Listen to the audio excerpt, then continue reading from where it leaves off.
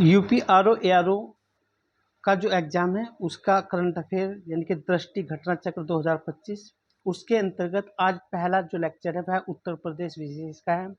यानी कि उत्तर प्रदेश परिदृश्य के अंतर्गत आज हम उत्तर प्रदेश का एक वर्ष का करंट अफेयर देखेंगे। यूपी पीसीएस या यूपी आरओ में सर्वाधिक जो योगदान होता है वह करंट अफेयर का होता है और उसमें घटना चक्र की जो मैगजीन है दृष्टि, इसका अपना एक विशेष योगदान होता है। यानी कि आपको यहाँ से सर्वाधिक क्वेश्चन देखने को मिलेंगे घटना चक्र की मैगजीन से। इसकी जो पीडीएफ है आपको टेलीग्राम चैनल से मिलेगी। हमारी एक अन्य पहल शुरू की गई थी MRT 300, जिसके अंतर्गत कंप्लीट जीएस 25 घंटे में कराई गई है। आप अगर MRT 300 की भी सारी क्लास देखते हैं 25 घंटे से अधिक की है तो आपको वहाँ से आराम से 70+ क्वेश्चन एग्जाम में देखने को मिल जाएंगे।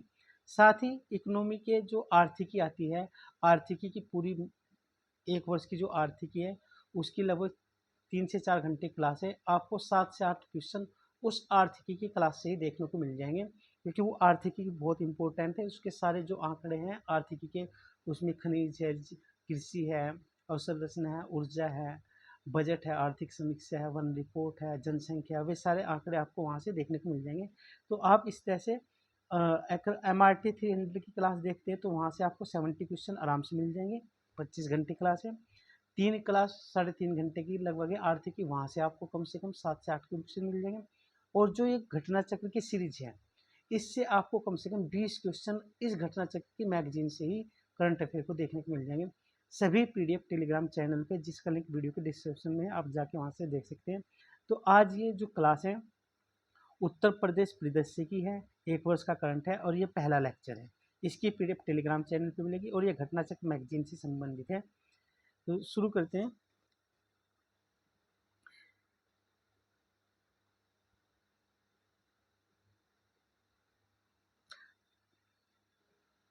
सिंगना, ये सिंगना क्या है? यह 5 जून 2025 को केंद्रीय मंत्रिमंडल यानी कि भारत सरकार का जो मंत्रिमंडल है द्वारा आगरा के सिंगना में एक अंतर्राष्ट्रीय आलू केंद्र के दक्षिणी एशियाई क्षेत्रीय केंद्र की स्थापना हेतु मंजूरी दी गई। यानी कि दक्षिणी एशिया का जो क्षेत्रीय केंद्र होगा, अंतर्राष्ट्रीय जो आलू केंद्र है उसका एक क्षेत्र कहाँ पर होगा दक्षिण एशिया में? आगरा के सिंगना में। तो इम्पोर्टेंट है, पहला तो क्वेश्चन इस बार एग्जाम में यही आएगा, क्योंकि ये इंटरनेशनल गतिविधि है उत्तर प्रदेश के लिए। इसको मंजूरी दी कब दी गई, ये तारीख भी पूछ सकता है। केंद्र सरकार ने इसको 25 जून 2025 को मंजूरी दी। गोरखपुर, एक चीज और है, यूपी के एग्जाम में तारीख बहुत इंपॉर्टेंट रखती है, तो तारीख क्वेश्चन पूछता है तो ये सारी डेट आपको पता होना चाहिए। तो गोरखपुर लिंक एक्सप्रेसवे 20 जून 2025 को सीएम योगी ने गोरखपुर जिले के जैतपुर में, जो कहाँ पर पड़ता है, NH 27 पे से गोरखपुर लिंक एक्सप्रेसवे का लोकार्पण किया है। इसके लिए 7,283 करोड़ रुपए आवंटित किए गए हैं और यह कितना किलोमीटर लंबा है? यह 91,532 किलोमीटर लंबा है। तो ये सभी चीजें, ये रकम, ये इसकी लंबाई और ये NH 27 और ये तारीख और ये स्थान सभी इम्पोर्टेंट हैं।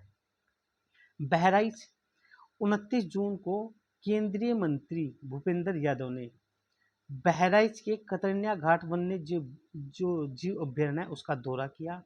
इस दौरान उन्होंने गेरवा नदी में घड़ियाल के 7 बच्चे छोड़े। इम्पोर्टेंट है, तो एक तो संख्या पूछ सकती है 7 या 8। और कौन सी नदी? गेरवा नदी। और कहाँ पर है गेरवा नदी? बहराइच जिले में। और ये कतरनिया घाट वन्य जीव अभ्यारण्य से आसपास ही है। मानव वन्य जीवन संघर्ष प्रबंधन कार्यशाला, यह इसका आयोजन 29 जून 2025 को केंद्रीय मंत्री भूपेंद्र सिंह ने दुधवा टाइगर रिजर्व में इस कार्यशाला का जो आयोजन हुआ उसकी अध्यक्षता की। तो ये पूछा जाएगा, मोस्ट इम्पोर्टेंट है। उत्तर प्रदेश में पूर्व अग्निवीरों को आरक्षण की बात कही गई, तो यह 3 जून 2025 को उत्तर प्रदेश मंत्रिमंडल द्वारा पूर्व जो अग्निवीर हैं उनको राज्य पुलिस बल में 20% 36 आरक्षण देने की बात कही गई। तो इम्पोर्टेंट है, मोस्ट इम्पोर्टेंट है, यहाँ से क्वेश्चन बनेगा। और ये किस किस क्षेत्र में दिया जाएगा? पुलिस आरक्षी में, PSC में, आरक्षी घुड़सवारी में, फायरमैन में, सीधी भर्ती में दिया जाएगा। अग्निवीरों का पहला बैच जो 2026 में सेवा से बाहर हो जाएगा जिसमें से 25% अग्निवीरों को सशस्त्र बलों में शामिल किया जाएगा। और वे कौन कौन से सशस्त्र बल है? पुलिस आरक्षी यानी कि उत्तर प्रदेश की पुलिस आरक्षी, पीएससी आरक्षी घुड़सवारी और फायरमैन में सीधी भर्ती कर ली जाएगी। शेष 75% को अग्निवीर सशक्त और कार्य कुशल होकर वे समाज की मुख्य धारा में पुनः वापस लौट जाएंगे। यानी कि कुल अग्निवीर का 25% ही लिया जाएगा। गोरखपुर में गार्बेज ट्रांसफर स्टेशन का लोकार्पण किया और किसने किया? यह 29 अप्रैल 2025 को सीएम योगी जी ने किया। और कहाँ पर किया? गोरखपुर के चरगावा में 200 टीपीडी क्षमता के गार्बेज ट्रांसफर स्टेशन का लोकार्पण किया। इसकी लागत कितनी है? 989 करोड़ रुपए की लागत से इसका निर्माण किया गया है। तो नेक्स्ट देखते हैं। एनएमसीजी की 63वीं जो बैठक है वह 21 मई 2025 को नई दिल्ली में आयोजित राष्ट्रीय स्वच्छ गंगा मिशन यानी कि एनएमसीजी की 63वीं कार्यकारी समिति की जो बैठक है उसमें गंगा और उसकी सहायक नदियों को पुनर्जीवित करने हेतु कुछ महत्वपूर्ण योजनाओं को स्वीकृति दी गई है। इसमें कौन कौन सी योजना है? आगरा में सीवेज प्रबंधन योजना को भी मंजूरी दी गई इसके लिए। और इसके लिए कितने पैसे दिए गए, खर्च किया गया? 126 करोड़ रुपए इसके लिए मंजूर किए गए। एक विवाह घर का निर्माण कराया जाने की योजना यानी कि उत्तर प्रदेश के ग्रामीण क्षेत्रों में जो बारात घर है उसका, क्योंकि बैंकेट हॉल बहुत बहुत महंगे होते हैं, उनको आम व्यक्ति अफोर्ड नहीं कर सकता, गरीब व्यक्ति, तो इसके लिए विवाह घरों का स्थापना किए जाने की बात की गई है। तो 15 मई 2025 को उत्तर प्रदेश का जो मंत्रिमंडल है, डेट इंपॉर्टेंट है, प्रदेश के ग्रामीण क्षेत्रों की प्रत्येक विधानसभा में एक विवाह घर के निर्माण कराए जाने की परियोजना को प्रस्ताव को स्वीकृति दी। और प्रथम चरण में ऐसे कितने 71 ग्रामीण विधानसभाओं में इस तरह के विवाह घर बनाए जाएंगे। और इसके लिए कितने आवंटित किए गए? इसके लिए बजट 2025-26 में 100 करोड़ रुपए आवंटित किए गए। अमृत 2.0 योजना उत्तर प्रदेश, 15 मई 2025 को उत्तर प्रदेश का जो मंत्रिमंडल है उसने अमृत 2.0 यानी कि Atal mission for rejuvenation and urban transformation योजना के अंतर्गत स्वीकृति और प्रस्तावित परियोजना हेतु नगरीय निकाय और दे निकाय घटाए जाने तक निकायांश घटाए जाने से राज्यांश पर पड़ने वाले व्यवहार राज्य सरकार द्वारा वहन किए जाने का प्रस्ताव को अनुमोदित किया। इतना इम्पोर्टेंट नहीं है। पंचायत प्रतिपूर्ति एवं प्रोत्साहन योजना, इसको देखते हैं।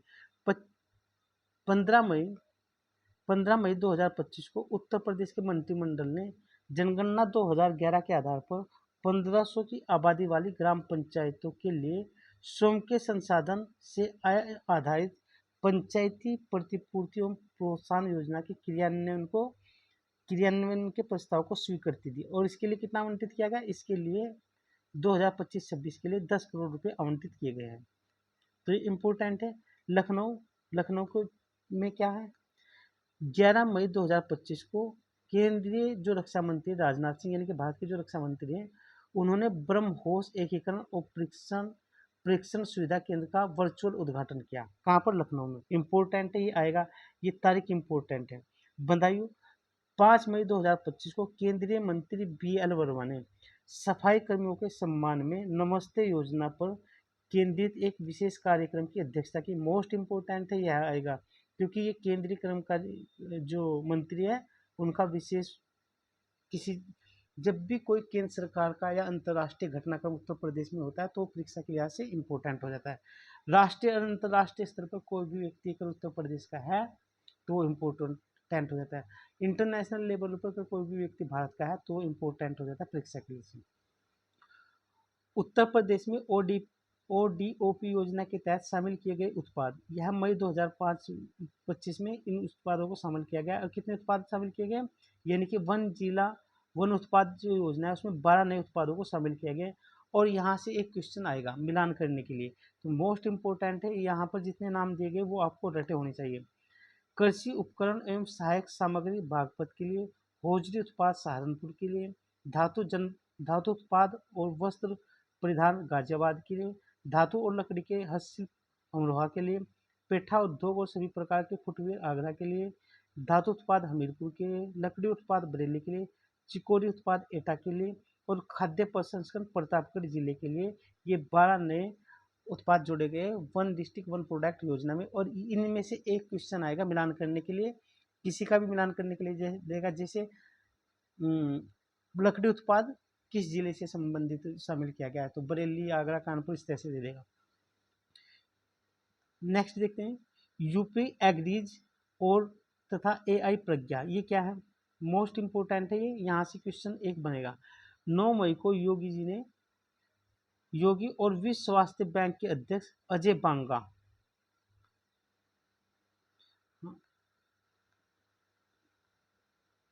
9 मई को, एक तो तारीख इंपोर्टेंट है, सीएम योगी तथा विश्व बैंक के जो अध्यक्ष है अजय बांगा ने यूपी एग्रीज तथा एआई कार्यक्रमों का शुभारंभ किया।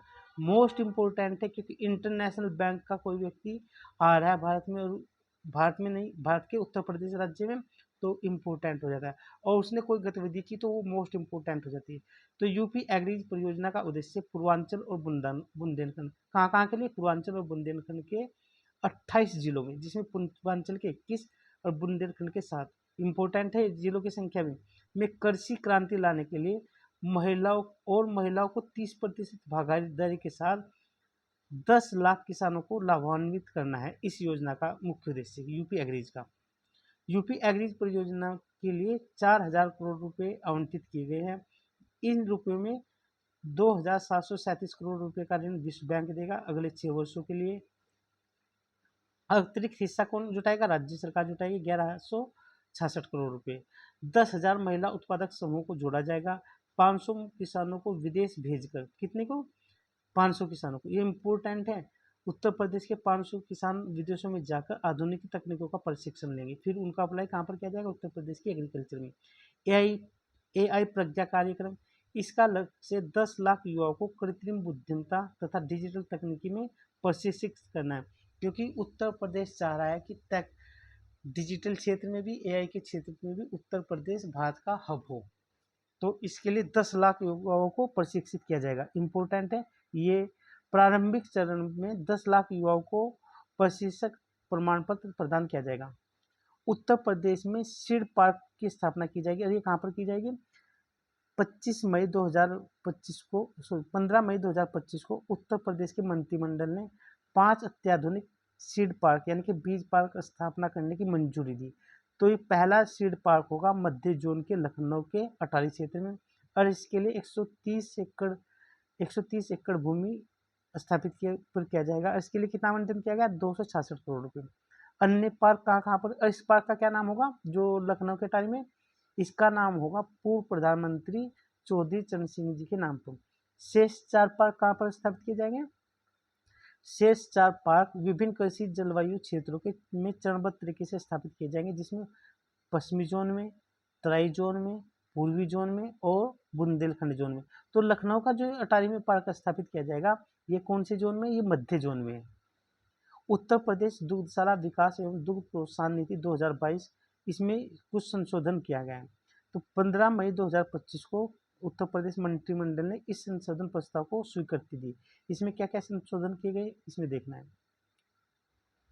उत्तर प्रदेश खाद्य प्रसंस्करण उद्योग नीति 2023 के बराबर सुविधाएं देने का प्रस्ताव को स्वीकृति दी गई। इसमें नए उद्योग प्रसंस्करण इकाई की स्थापना और मौजूदा इकाइयों के आधुनिकीकरण के लिए जो पूंजीगत अनुदान है उसमें 10% से बढ़ाकर कितना कर दिया, 35%। नई इकाइयों के लिए अधिकतम अनुदान 5 करोड़ रुपए, और उसकी आधुनिकीकरण के लिए कितना दिया गया, 2.5 करोड़ रुपए। महिला उद्यमियों द्वारा सौर ऊर्जा आधारित 35 किलोवाट केवीए की जो बिजली परियोजना है उसकी ओर लगाने के लिए 90% तक अनुदान दिया जाएगा, यानी कि महिला अगर उद्यमी लगाती है, अगर पुरुष उद्यमी लगाते हैं तो कितना प्रतिशत तक अनुदान दिया जाएगा, 50% सब्सिडी दी जाएगी। इम्पोर्टेंट है। उत्तर प्रदेश वैश्विक क्षमता केंद्र यानी कि जीसीसी की नीति 2024, 6 मई 2025 को उत्तर प्रदेश मंत्रिमंडल ने इस नीति को मंजूरी दी। इसका उद्देश्य क्या है, प्रदेश में आईटी, वित्तीय, मानव संसाधन और ग्राहक सहायता जैसे क्षेत्रों में वैश्विक क्षमता केंद्रों की स्थापना को बढ़ावा देना। और इससे क्या होगा, आर्थिक वृद्धि होगी, रोजगार सृजन होगा। और ये टियर 1, टियर 2, टियर 3 शहरों में विकसित करने का सहयोग करेगा। इससे क्षेत्रीय विकास को गति मिलेगी। ग्रामीण और शहरी में जो असमानता है उस योजना के तहत वह कम होगी। आगरा, आगरा में क्या है, 15 अप्रैल 2025 को मुख्यमंत्री ने आगरा में 30वें भीम नगरी समारोह का उद्घाटन किया। कौन से 30वें? डॉक्टर भीमराव अंबेडकर की शोभा यात्रा का शुभारंभ भी किया गया आगरा में ही। और ये कब किया गया? 15 अप्रैल को। किसने? सीएम योगी जी ने। सरकार द्वारा, यानी कि उत्तर प्रदेश सरकार द्वारा भीमराव अंबेडकर महासभा के साथ मिलकर लखनऊ में एक भव्य स्मारक का निर्माण किया जा रहा है। ये ध्यान रखना, ये तो आगरा में हुआ ये समारोह, लेकिन भव्य स्मारक कहाँ निर्माण किया जा रहा है? लखनऊ में।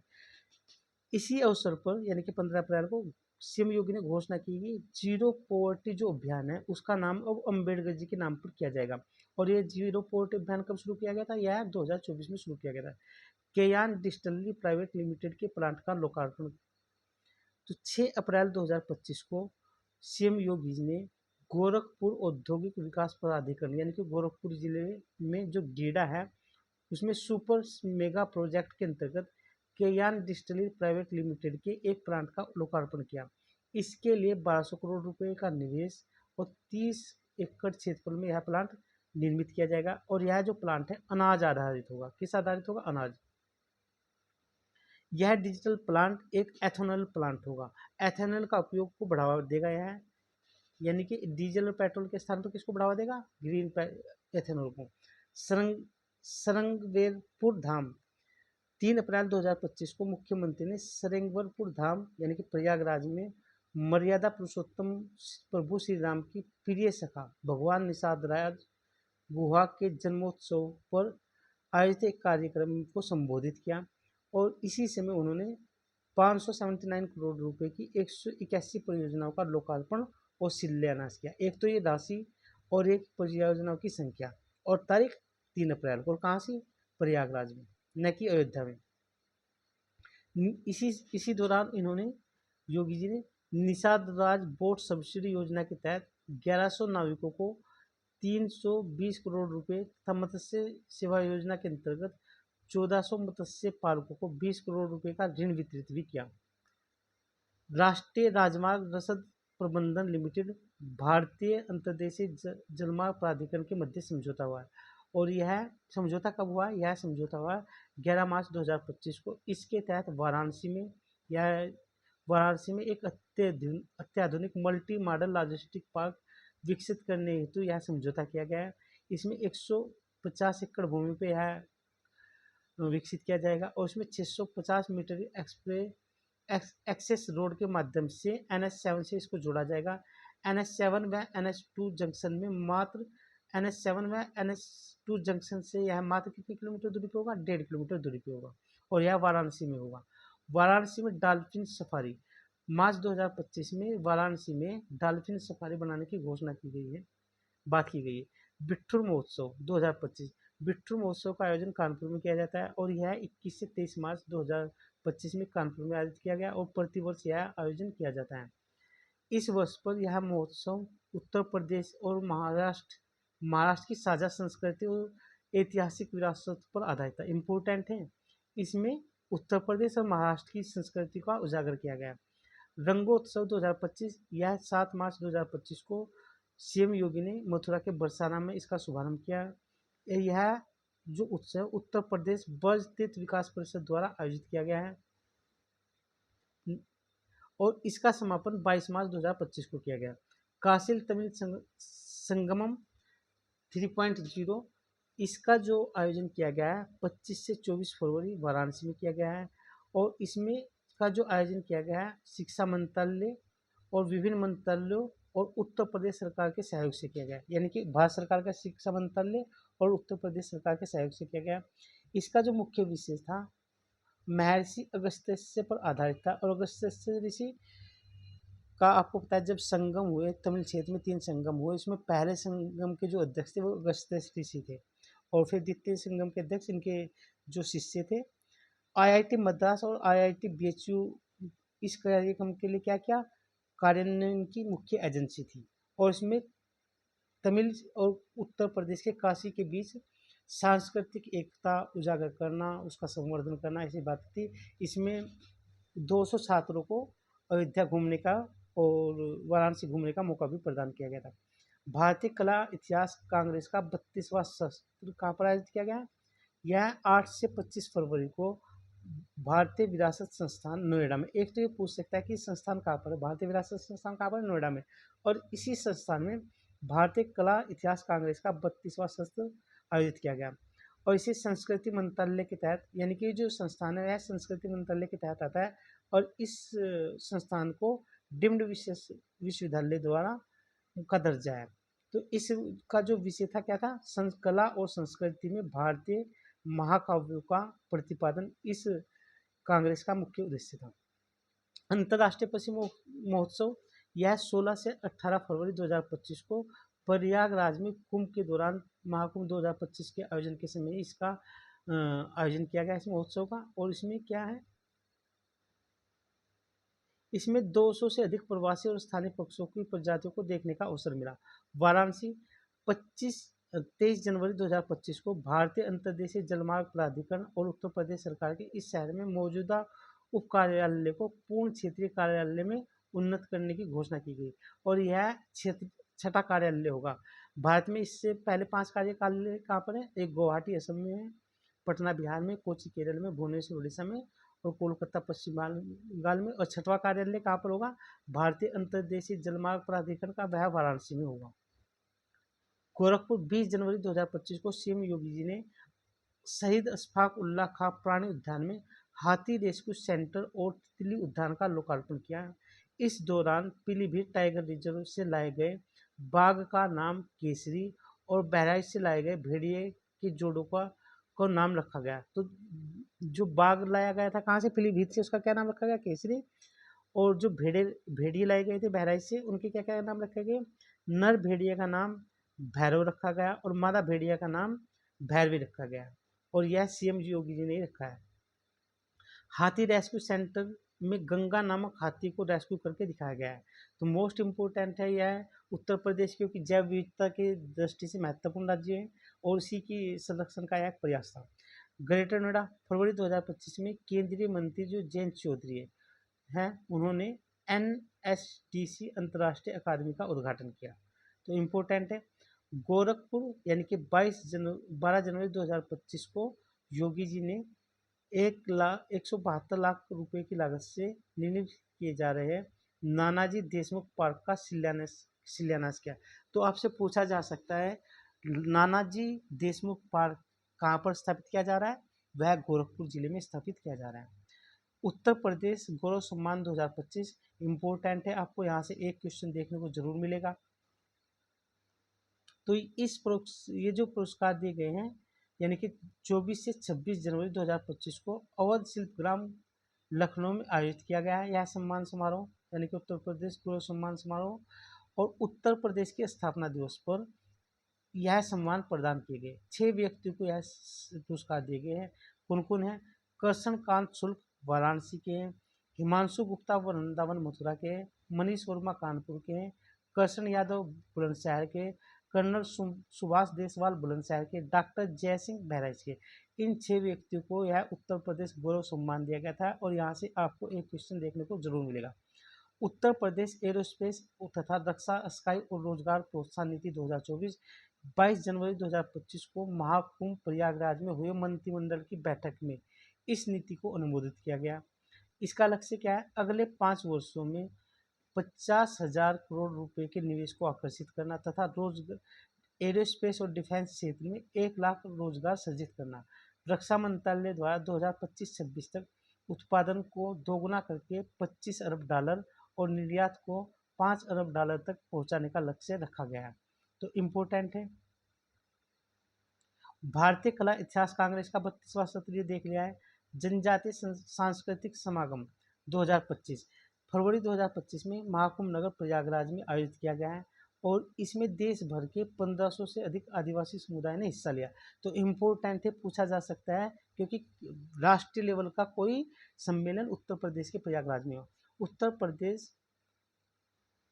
उत्तर प्रदेश सरकार वेस्टर्न सिडनी विश्वविद्यालय ऑस्ट्रेलिया के मध्य समझौता हुआ यह समझौता 3 जनवरी 2025 को इसमें हस्ताक्षर हुए और इस समझौते के उत्तर प्रदेश में पहला कैंपस ग्रेटर नोएडा में स्थापित किया जाएगा और यह नया कैंपस ग्रेटर नोएडा में स्थापित होने वाला किसी भी विश्वविद्यालय का पहला कैंपस होगा और इम्पोर्टेंट है क्योंकि ऑस्ट्रेलिया का सिडनी विश्वविद्यालय इसको भारत में स्थापित कर रहा है, तो इम्पोर्टेंट है बहुत ज़्यादा।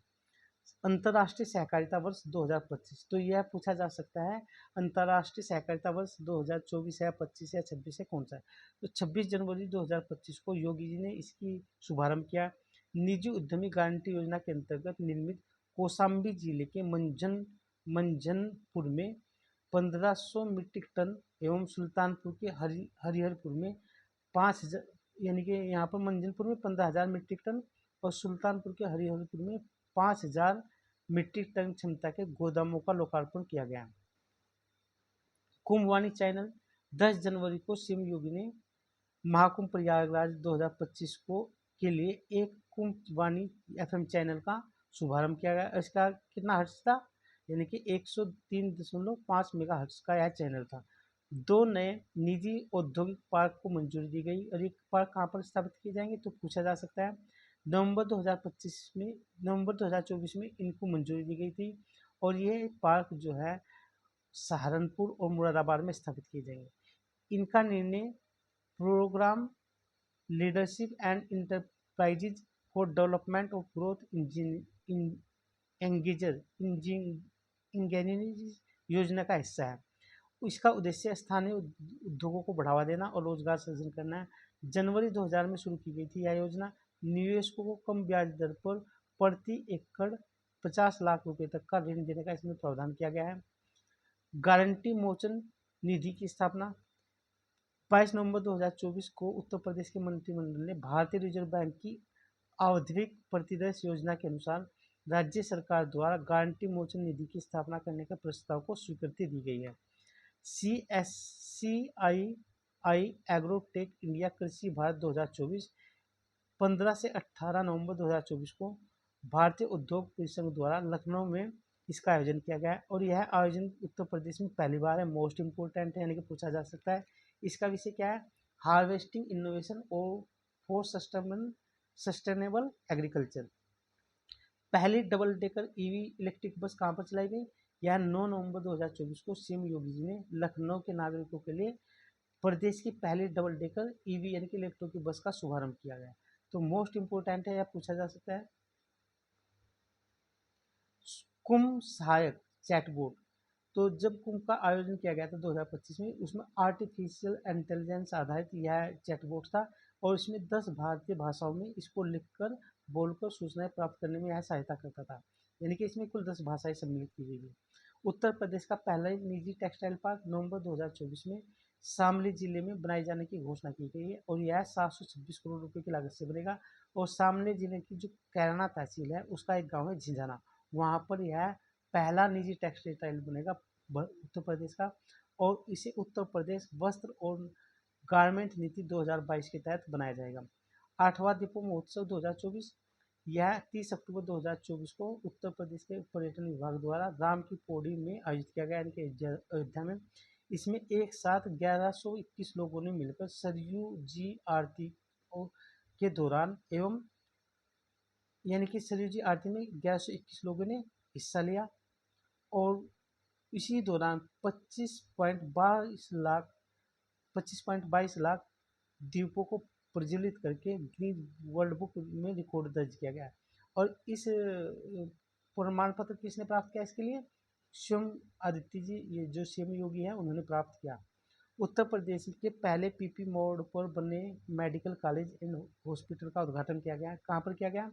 25 अक्टूबर 2024 को सीएम योगी जी ने महाराजगंज जिले के राज्य के पहले पीपी मोड़ पर स्थापित किया जाने वाला जो हॉस्पिटल है KMC medical college and hospital का उद्घाटन किया और ये कहाँ पर है? महाराजगंज जिले में। उत्तर Pradesh clean air management project 4 नवंबर 2024 को उत्तर प्रदेश मंत्रिमंडल ने वायु प्रदूषण को नियंत्रित करने हेतु विश्व बैंक की सहायता से 2024-25 से लेकर 2029-30 एवं कुल के लिए इसके लिए कौन जो धनराशि है वह कितनी है, 2,74,154 करोड़ रुपये इसकी राशि है इस प्रोजेक्ट की।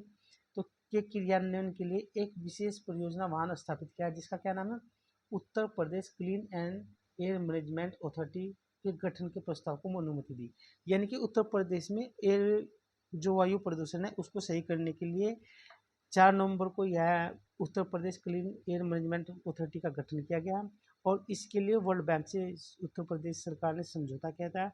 और यह जो परियोजना है 2024 से लेकर 30 तक चलेगी। इसके लिए कुल धनराशि 2,74,153 करोड़ रुपये आवंटित किए जाएंगे। अंतर्राष्ट्रीय योग और आरोग्य केंद्र 4 नवंबर 2024 को उत्तर प्रदेश मंत्रिपरिषद ने बागपत जिले में इस केंद्र की स्थापना हेतु तहसील व परगना बागपत के ग्राम हरिया खेड़ा में की ग्राम सभा में एक 10,690 हेक्टेयर की भूमि पर्यटन विभाग को निःशुल्क उपलब्ध कराए जाने का प्रस्ताव को स्वीकृति दी।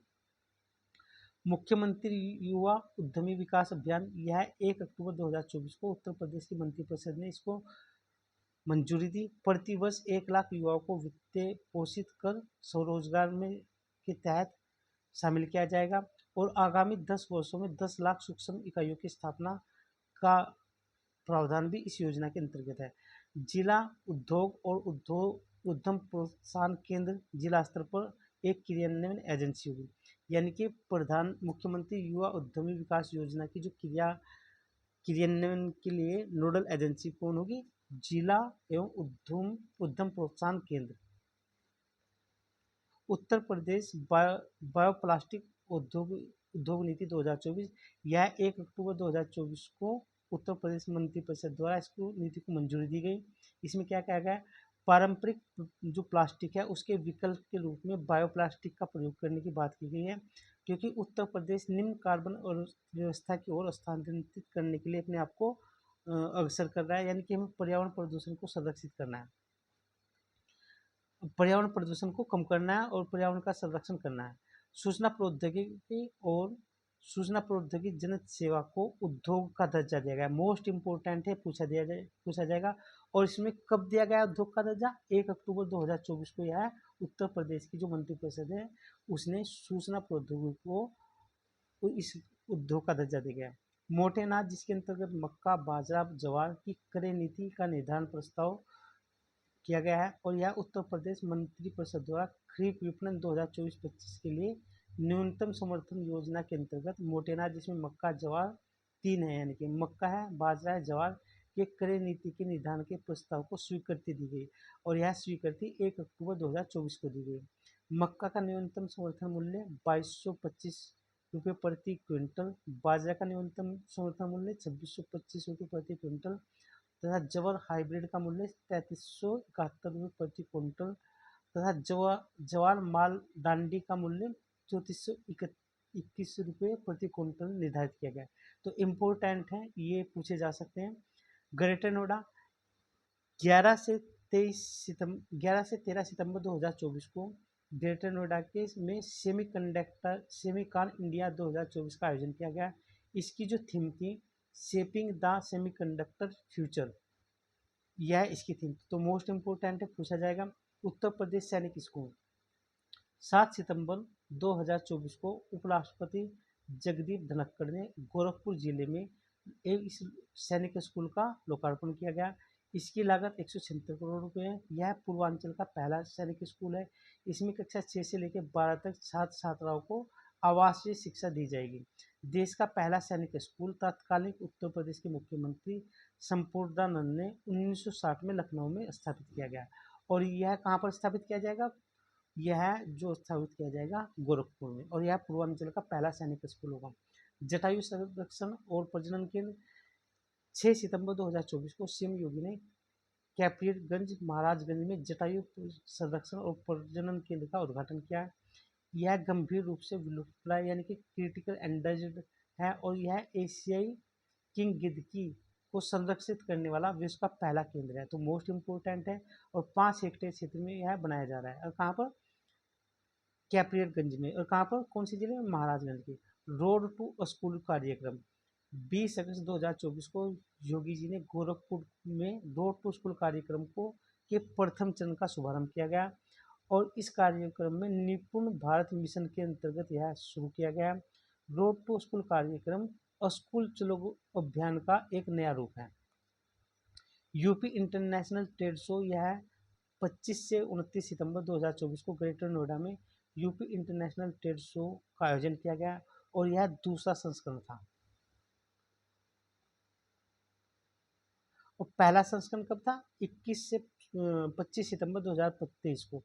इस वर्ष की जो थीम थी सोर्सिंग का अद्वितीय मंच। इस वर्ष जो यह था इसमें वियतनाम पार्टनर कंट्री के रूप में सहयोग किया। तो मोस्ट इम्पोर्टेंट है क्योंकि वियतनाम एक तो पार्टनर कंट्री है और साथ ही साथ इसकी जो थीम है वह भी पूछी जा सकती है। उत्तर प्रदेश राज्य राजधानी क्षेत्र और अन्य क्षेत्र विकास प्राधिकरण अधिनियम 2024 इसको मंजूरी दी है 6 अगस्त 2024 को। इसमें राज्य राजधानी क्षेत्र के गठन का बात कहा गया है, यानी कि जिस तरह से दिल्ली के आसपास एनसीआर है इसी तरह से एससीआर की बात की गई। इसमें 6 जिलों को, कितने जिलों को? 6 जिलों को, जिसमें लखनऊ, हरदोई, सीतापुर, उन्नाव, रायबरेली, बाराबंकी का 27,826 वर्ग किलोमीटर क्षेत्र को एससीआर के क्षेत्र के रूप में शामिल किया जाएगा। और उत्तर प्रदेश राज्य राजधानी क्षेत्र विकास प्राधिकरण का मुख्यालय कहाँ पर होगा? लखनऊ में होगा। इसके अध्यक्ष मुख्यमंत्री होंगे उत्तर प्रदेश के और उपाध्यक्ष कौन होंगे? राज्य के मुख्य सचिव। उत्तर प्रदेश सार्वजनिक परीक्षा अनुचित साधनों का रोकथाम अधिनियम 2024 इसको उत्तर प्रदेश की विधानसभा द्वारा 30 जुलाई 2024 को पारित किया गया, जिस पर राज्यपाल ने मंजूरी कब दी? इसको 6 अगस्त 2024 को। इसमें क्या कहा गया है? उत्तर प्रदेश सार्वजनिक परीक्षा अनुचित साधनों की रोकथाम अधिनियम 1998 के प्रावधान थे उनमें कुछ बदलाव किया गया है। क्या क्या बदलाव किए गए? सार्वजनिक परीक्षाओं में अनुचित व्यवहार और पेपर लीक शामिल लोगों को अधिकतम सजा में आजीवन कारावास और 1 करोड़ रुपए तक के जुर्माने की बात की गई है। उत्तर प्रदेश लोक सेवा आयोग, उत्तर प्रदेश अधीन सेवा चयन आयोग और राज्य विश्वविद्यालय के साथ उसके द्वारा नामित प्राधिकरणों, निकायों, एजेंसी द्वारा जो परीक्षाएं आयोजित की गई हैं वे इसमें शामिल होंगे। इसमें सरकारी नौकरी की नियमितीकरण तथा पदोन्नति के लिए होने वाली परीक्षाओं को भी शामिल किया जाएगा, यानी कि इसका दायरा काफ़ी बड़ा है। परीक्षा संस्थान या परीक्षा कराने वाली एजेंसी की अगर संलिप्तता पाई जाती है तो वित्तीय बोझ की वसूली भी उसी व्यक्ति संस्था से वसूली जाएगी। परीक्षा को प्रतिकूल रूप से प्रभावित करने वाली कंपनी या सेवा प्रदाता को हमेशा के लिए ब्लैक लिस्टेड कर दिया जाएगा और छात्रों को कारावास या जुर्माने के दंड की परिधि से बाहर रखा गया। इसमें जो छात्र है उसमें कारावास की या जुर्माने के दंड की परिधि से बाहर रखा गया है, शामिल नहीं किया गया। अनुचित साधनों के प्रयोग में छात्रों के शामिल होने पर उनका परीक्षा परिणाम रोककर उन्हें 1 वर्ष के लिए अगली परीक्षा में हिस्सा बनने से रोक दिया जाएगा। तो ये उत्तर प्रदेश का 1 वर्ष का करंट अफेयर था और ये घटना चक्र जो मैगजीन है दृष्टि 2025 उसका करंट अफेयर था।